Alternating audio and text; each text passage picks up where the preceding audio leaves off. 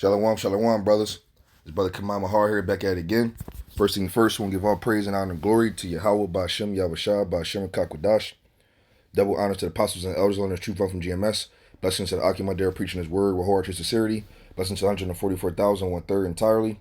The first fruits king of heaven, house of David, that B'yaf Dawadah. And shalom to you brothers out there speaking different tongues and looking different nations. Shalom to you, brothers. So today, brothers, through the spirit, I'm just gonna get on Esau on this one. I'm really seeing that it's a beautiful thing that that this Babylon, so-called America, is pretty much on its crumbling, perspective. It's coming down pretty greatly. Like my brother Ariel was saying last time we was at camp, he was like, things are happening very fast, and we all see that. So it's one of those things where he was like, the most comforting thing he said. I mean, it cannot happen, but it's a beautiful thing to hear. He says, we can very much be in the kingdom by the end of the year. Hey, that's a beautiful way of stating, something like that, because we're all looking forward to the kingdom and a new rulership and a new heavens and a new earth, man. Under the laws, statute, commandments, and the righteousness of Bahasham Yahawashi.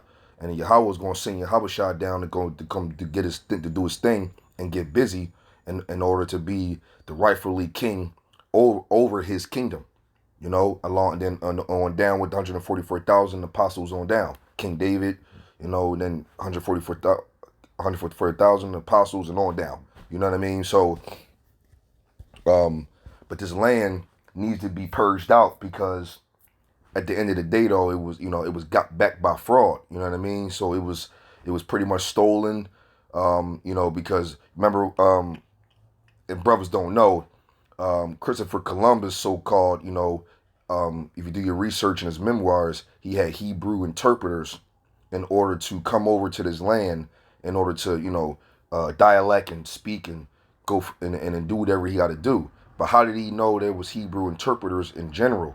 You know what I'm saying? Because he knew that the Israelites were over here. Especially when you read in Apocrypha, Second Esdras, the 13th chapter, it tells you how the 10 tribes had came over here, and this land was called Ashtaroth or something like that. You know what I mean? And they came over here, and the Lord stopped a flood in order for them to go over. You know what I mean? So they can come over here into this land, and they were pretty much dwelling. And Christopher Columbus knew that they were over here, and he came over because this land over here we're in now, over in the west, was considered to be the land that no man has ever dwelt. And the 10 tribes came over first. And so Christopher Columbus had Hebrew interpreters so he can come over and do his thing. And then he stole it, and he killed and robbed, raped, and pillaged the whole, the land, and of our brothers Gad and Reuben, the so-called Seminole and native Seminole Indians and native Indians, man. And shedded a lot of blood, and also, came over, and what happens when you conquer a land? You conquer a land, and you pretty much put your stamp on it and your own ideologies onto it, and change things up, and you pretty much, what's that called, colonialism, and you pretty much, like I said, put your own stamp on it, and then boom, there you go. Then things change. You know what I mean? And so everything was all good until the Edomites came over here. You know what I mean? So just like what Edomites have done to our people, rape, rob, and pillage the land and whatever, Yahawashi is going to come back and reestablish his kingdom on earth, man. Which in this particular land is going to be Babylon, so-called America, is going to be totally destroyed, and it's never going to be inhabited again, which is as it is written. And so when Yahawashi takes his kingdom, this land going to be destroyed, but the rest of the earth is going to be pretty much flourishing, man, because this land needs to be a remembrance of what not to do in wickedness, So I'm gonna go my first preset. I'm gonna get into you know what? Through the spirit, I had Isaiah 47. That's not what I was going for, but then again, you know what? I could just read it through the spirit. I can come down Isaiah 47, Starting at the top. Come down, sit in the dust, O virgin daughter of Babylon. Sit on the ground. There is no throne. Right? There's no more throne coming up. This place is never going to get better again. And you can see this place coming, sitting down in the dust.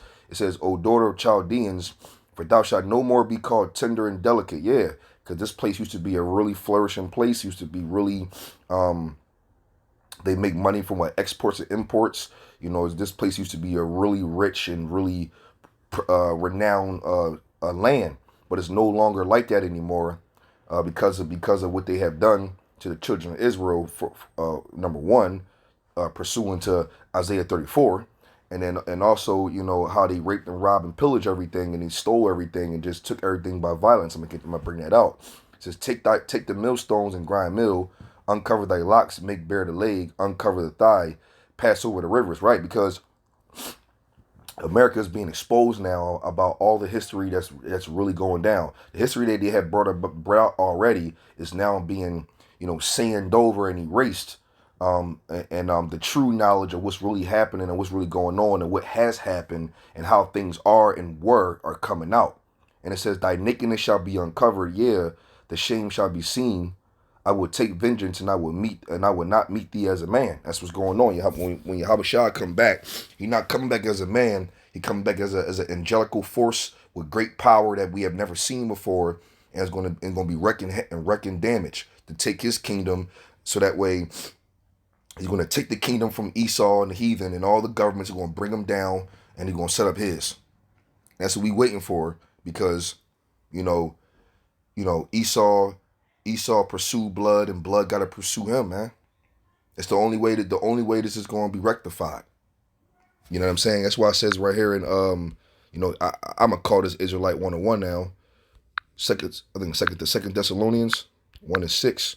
It says, seeing is a righteous thing with Yahawashi to recompense tribulation to them that trouble you. Yeah, but wasn't Yahawashi troubled too? Absolutely. Yahawashi was troubled when he was down here. He was preaching the word. He was doing the work of the Lord, and they troubled him while doing so. You know what I mean? They put him on a cross. They treated him. They called him all these names and made him look like he was crazy. I mean, Yahawashi took the scoffers on too, and they also treated him. You know what I mean? They troubled him.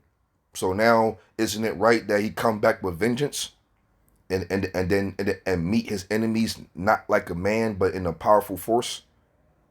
See, that's like when Dragon Ball Z. If brothers don't really know what's going on, that's like Dragon Ball Z in the Frieza saga, when Frieza came in like Esau for real, wanted to take everything, wanted to take conquering planets, wanted to do the same shit. But truth be told, the Saiyans will be Israelites, where they come from a legendary bloodline of warrior race, and there's a prophecy in the future, in the so-called future, that these particular Saiyans, aka Israelites, are going to inherit inherit power that's considered the rival and be more dominant over the oppressor. Because this Frieza character was a dominant force that nobody can beat. But little did he know, he had to destroy the whole planet, because he found out there's power within him, aka the Israelites, the law, statute, and commandments, and Yahawashi being beside us and getting that great power, those new bodies. He found out that was possible, and there can be a day where one of these warriors can activate that power and end up destroying them. So he destroyed the whole planet. Well, ain't that concept exists in the scriptures? It's the same thing. Esau know we got the birthright. That's why it's a perpetual hatred. And I'm going to bring that out too. But at the end of the day, though, there's going to be a time frame where this kingdom is going to get taken over, and it's going to be given into a righteous situation because of how they took it. They took it from rape, rob, and murder, and they pillaged everything. And so now it's a future prophecy on when it's going to be a warrior of the Israelite race named Yahawashi. He is the savior, deliverer. It's going to come back in his new Super Saiyan form, aka angelical force from Yahawah. And then he's going to come with his angels. That's also very powerful. And then he's going to get his men and activate the power within his men. the 1/3 and the 144,000 and the 1/3, activate these men, make them into celestial beings as well, and then come down and get busy and get recompense. It correlates. The idea already exists. That's exactly what's going to happen. Same thing in Dragon Ball Z Frieza Saga shit. It's going to happen the same thing in reality. These special men that's doing the work of the Lord are going to get these new bodies and new powers, and they're going to be able to take back the kingdom that was taken by blood, rape, rob, and pillaging. We need new management. There needs to be some ventures going on, like it says in Numbers 33. I'm gonna bring that out again. I'm gonna bring that out myself. Matter of fact, let's bring it out now. The book of Numbers. And Lord willing, that made sense. If especially if brothers understood what Dragon Ball Z was, I was just making a little correlation, a little reference. Basically, there was a tyrant who's better than everybody, but he was dealing with a race of people that is very powerful, but just didn't know, and they couldn't activate their powers. But the tyrant found out that these people had that type of power, so he destroyed them, so that way he couldn't be conquered. But in the prophecy, we have been destroyed. We are being destroyed. But the 1/3 is going to be able to rise up from Yahawashi, and we're going to be able to turn back the tables and get our swag back, our land back, and put our enemies who had did this to us under subjection from Yahawashi and 144,000 to 1/3 under our foots. Beautiful prophecy, and looking forward to it. Deuteronomy. Salakia, this is Numbers 35 and 33. It says, so ye shall not pollute the land wherein you are, for blood it defileth the land, and the land cannot be cleansed of the blood that is shed therein, but by the blood of him that shed it. Right. So this is beautiful because our when you really think about it, I rather it this way. And when we was in the world and we was in Christianity is a religion created from the Bible, which is not the Bible at all. And so when we was in Christianity, they was teaching this love and forgive stuff, whereas though that's what they promote: love, love, love, forgive, forgive. But turns out when you go through the scriptures and the rawchaa qadash is on you, which is the Holy Spirit is on you through Yahawah, Bahasham, Yahawashi. Give you the understanding of the scriptures, knowing that these particular love and peace and forgive is only from Israelite to Israelite because they had the laws, right?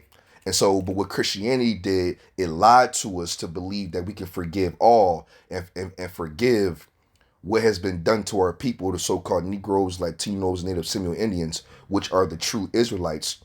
We're supposed to forgive and forget what they have done while they're living in privilege and living in a circumstance where they're actually still on the land profiting on our oppression of what they have done already. It's a backwards, redundant, cruel ass way of going about it.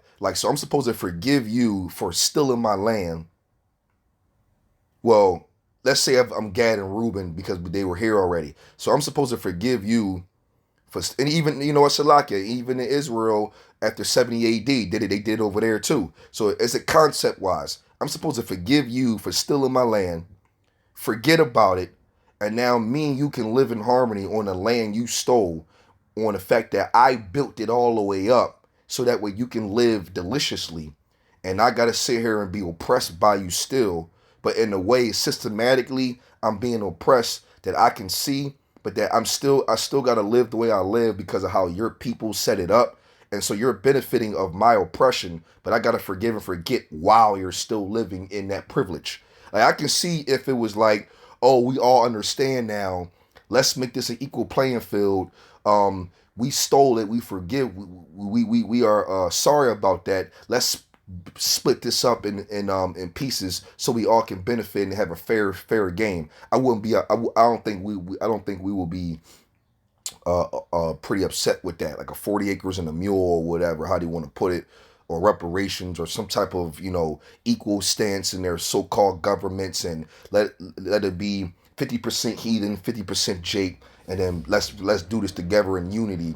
maybe that'll work out. But as prophecy and the way things are, the Lord Yahawashi says, stay away from your enemy and never trust. Plus the earth is given into the hand of the wicked, and they're not going to be set up that way anyway, and that particular fairness will never happen. Pursuing the Psalms 58:3, they're estranged from the womb. They come out the womb speaking lies, roughly paraphrasing.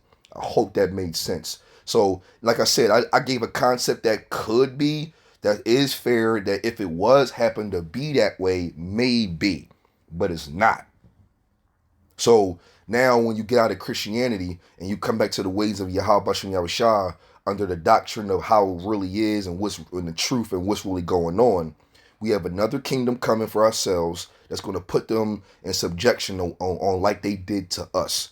I like it better that way, because think about it. When I was all wrapped up in this Christianity, love and forgive, I thought I had to just rock out with that. I got to forgive the white people for it. But now through the scriptures, the truth is saying the get back and the vengeance and the revenge is possible, and to be able to get back. And then you got to read about the Lord's apple of his eye. If you touch them, I'm gonna touch you. All that, man. Listen, I think that's beautiful, and we need that. I'm gonna read this one more time. Numbers 35 and 33. So you shall not pollute the land wherein you are. For blood it defileth the land, and the land cannot be cleansed of the blood that is shed therein, but by the blood of him that shed it. I agree. The scriptures does says eye for an eye and tooth for a tooth. Like it says in Revelations 13 and 10. He that leadeth into captivity shall go into captivity. He that killeth with the sword must be killed with the sword. That is fair. That is fair. You need to decide and make the right choices, so that way the repercussions can be in a specific manner on how you chose the decision you made. If you decide to be righteous, then your repercussion will be a righteous situation. If you do evil, then it's going to be a pretty much an evil scenario coming right back on to you. That is fair. So, why not? Right? And so when you go to, let's go to Sirach, right? I'm loving this because it's just fair, man. Just fair. It says, Sirach 10 and 8. Because of unrighteous dealings and injuries and riches got by the seat, the kingdom is translated from one people to another. Right? Right. Listen, you can't just, if something was well earned, blood, sweat, and tears went into a project, and it took a long time to get to where this person has already been. Let's just say that. And here goes this other person that likes what they see as a finished product. And so they did nothing to contribute to that. And they go and they kill that person and take what the person has created that spent all that time. Let alone you like what it looked like, but then do you even know how it runs? Do you even know how it operates? Do you even know how to sustain whatever was created and to keep it functionable properly? AKA, you didn't know nothing about the land Sabbath. You don't know nothing about, tilling the land for 6 years and and on the 7th year let it rest and go plant somewhere else to replenish the land so it can come back flourishable. But no, you don't know that. You stole the land and have no concept of the land, but you stole it in order to do your own thing, and now it's all jacked up now. Yeah, of course. It's all jacked up now because you don't know what you're doing and you stole it. You didn't create it for yourself. You don't know the knowledge of how this goes. You just go plant, and now the earth is all defiled now. So now the kingdom must be translated to another people because you don't know what you're doing. It says, Job 9 and 24 said the earth is given to the hand of the wicked. He changes the faces of the other judges thereof. If not, who and where is he? So by process of elimination on how kingdoms are taken and how embassies are created, navies all over the world, people dying for nothing. What people do that the most? Let alone who got the blessing of the sword, which makes sense. Esau, man. So, Sirach 10 and 8. Because of unrighteous dealings and injuries and riches got by deceit, the kingdom is translated from one people to another. Makes sense to me. Makes sense to me. I mean, shit. Matter of fact, Proverbs 29:2. It says, when the righteous are in authority, the people rejoice. But when the wicked bear rule, the people mourn. Hey, listen, I'm going to flip this one. This is another reason why we need Yahawashi to come back and take this over, man. Because for real, look at it from this perspective. Okay, let's just say the Edomites are rolling. So let's just say, I don't even want to say it like that. But okay, for the sake of the conversation, let's just say Esau was I'm not gonna say they righteous, but I'm gonna say, what if they had a moral side to them that was actually pretty substantial? They probably still the wicked. They got wicked ways, but they got a moral compass that's kind of understandable. It's kind of there. And then they go, you know what? What we're going to do is we're going to allow everybody to have an income, and we're never going to touch you guys' income. Whatever you guys earn, you keep. Just pay us in, I don't know, property taxes or something substantial, and also have a situation where everybody has an equal situation in general, but us whites are still superior. I don't know. I made that up. So that'll make, and we're going to guarantee that for infrastructure, we're going to each year we're going to put $1 billion in all areas in the United States schools to make sure the environment is stable for the betterment of the education of our kids to have an equal shot. Hey, yo, real rap, that's pretty righteous in the way, which is not going to be set up with them. But I'm not going to lie to you, though. I don't think it would be all bad. Not at all. It wouldn't be all bad at all. It would be something like, it'll be a legit thing, and the people will probably rejoice in their dwellings because of how things are and how righteous things are. And think about it. In our particular culture and our laws, in the kingdom of heaven, the heathen that's going to be poor going to be good, because it's going to be a law where whatever you make, you take 10% out for the poor. So the poor going to always have something to eat, because of the law that we going to have set up. So it's going to be like you till the land here, and you always leave a portion of the land not touched by you, because it's for the poor only. Well, don't that add up? When the righteous are in authority, which is a righteous thing to do, and it's very sympathetic, it's mercy, and it's very kind and humane, to do, rather than having a homeless person just begging for food all day when he actually has access to food if he needs so, because of the law that we're going to set up, right? So Proverbs 29:2, when the righteous are in authority, the people rejoice, even the homeless. But when the wicked bear rule, the people mourn, right? Property taxes, income taxes, just taxes. Not to mention, what's really unrighteous, in my personal opinion. Not even personal opinion, it's unrighteous. I found out that banks will lend you a loan, and I get it. You should pay people back that that's been loaned to. Okay, let's just keep that legitly. Like, yeah, if I loan some money, just pay me back. Great. But they got an interest thing now so they can make a profit. But no, well, I get that too. At the end of the day, though, come to find out, they created a thing called insurance.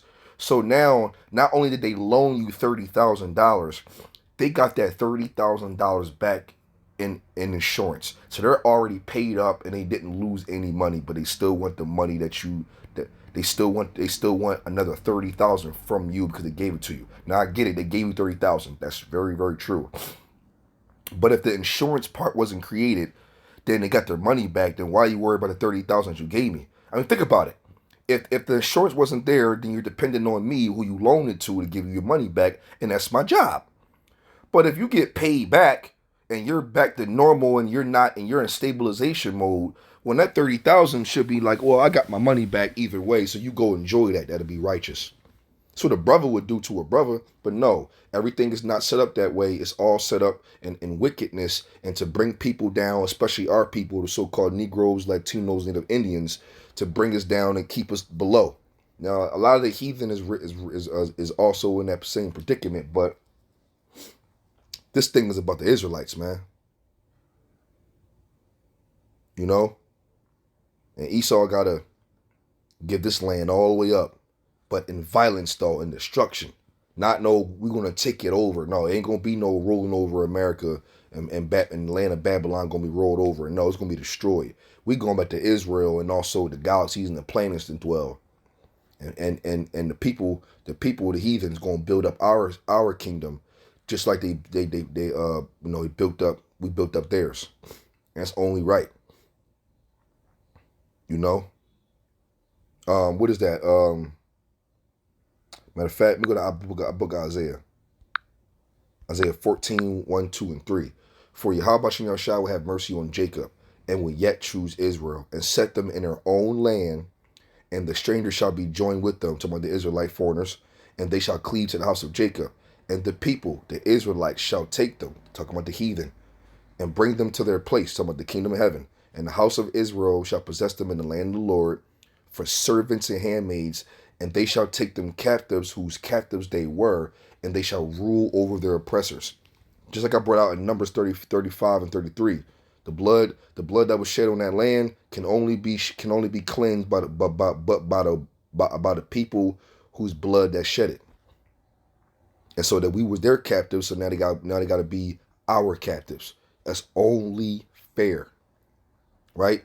And it shall come to pass in the day that the Yahawah shall give thee rest from thy sorrow. Yeah, those people oppressed us so crazy, man. It brought a lot of sorrow on us. Now we did sin against our power, but they still did it though. And it says, and from thy fear and from the hard bondage wherein when thou was made to serve. See that? Mm-hmm. That needs to happen, man. That needs to happen. You know? And I'm going to end off with this precept, man. Our kingdom needs to be set up, man, because, you know, it's just what it is. Isaiah 34. I had to bring it out now that actually it makes sense now. 34 and 34 starting at I started 5. For my sword shall be bathed in heaven, behold, it shall come down upon Idumea, which is another way of saying Esau, and upon the people of my curse to judgment. The sword of Yahawashi is filled with blood, and is made fat with fatness, and with the blood of the lambs and the goats, and with the fat of the kidneys of the rams. And Yahawashi have a sacrifice in Basra, which is also another name for Esau, which was the capital of I believe Idumea. I know that's a city or a capital or so. A great slaughter in the land of Idumea. And the unicorn shall come down with them, and the bullocks and the bulls, and their land shall be soaked with blood, and their dust made with fatness. For it is the day of Yahawashi vengeance, and the year of recompenses for the controversy of Zion. And what's that controversy? You know, being oppressed, put us in slavery, auction blocks, all those years of oppression and what we've been through under the hand of our enemy, starting with Idumea, or who you would call Edomites. You know, that's the controversy. And because of what has happened to us, the Lord got to come down with vengeance, because they have touched the apple of his eye, man. Which are the Israelites, the so-called Negroes, Latinos, and Native Seminole Indians. And I'm gonna go ahead and end this off actually with Ezekiel 35 and 5 and get right to the point.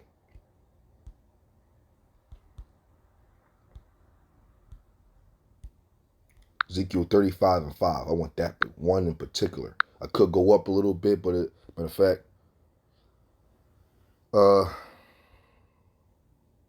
right. So okay. So yeah. So Ezekiel 35 and 5. Because thou hast had a perpetual hatred, talking about Esau towards Jacob his brother, and has shed the blood of the children of Israel by the force of the sword in the time of their calamity, and the time that their iniquity had an end. Therefore, as I live, saith Yahawah, I will prepare thee unto blood, and blood shall pursue thee, talking about Esau, since thou hast not hated blood, even blood shall pursue thee. And thus will I make Mount Seir, Esau, most desolate and cut off from him that passeth out of him that returneth. See that? I read 8. And I will fill his mountains with his slain men, and thy hills, and in thy valleys, and in all thy rivers, shall they fall that are slain with the sword. I will make thee perpetual desolations, and thy cities shall not return, and ye shall know that I am Yahawashi. See that? That's beautiful, man. You know, so this kingdom needs to be translated to another people, from one people is Esau to another, because of what's going on. And matter of fact, Salakia, more precepts came up. Let me just end off with this one, and then we're really gonna be good. Second Esdras 6 and 9. It says, "For Esau is the end of the world, and Jacob is the beginning of it that followeth." So I brought this out, Lord Williams, edifying to you, brothers. We always had to hear, man. Esau's rules going down. You know, I want to give all praise and honor going to Yahawah, Bahasham, Yahawashi, Bahasham, qadash, Yahawah. He is to be, exists, Bahasham, the name, and the only begotten Son, the Lord and Savior, deliver, Yahawashi, Bahasham, the name, and the Holy Spirit, qadash. Double honor to the apostles and elders, learning truth from GMS. Blessings to the Akim Adara preaching his word with heart to sincerity. Blessings to the 144,000, 1/3 entirely, the first fruits kingdom of heaven. House of David, Wiyaf Dawadah. And shalom to you brothers out there speaking different tongues and looking different nations. Shalom, brothers.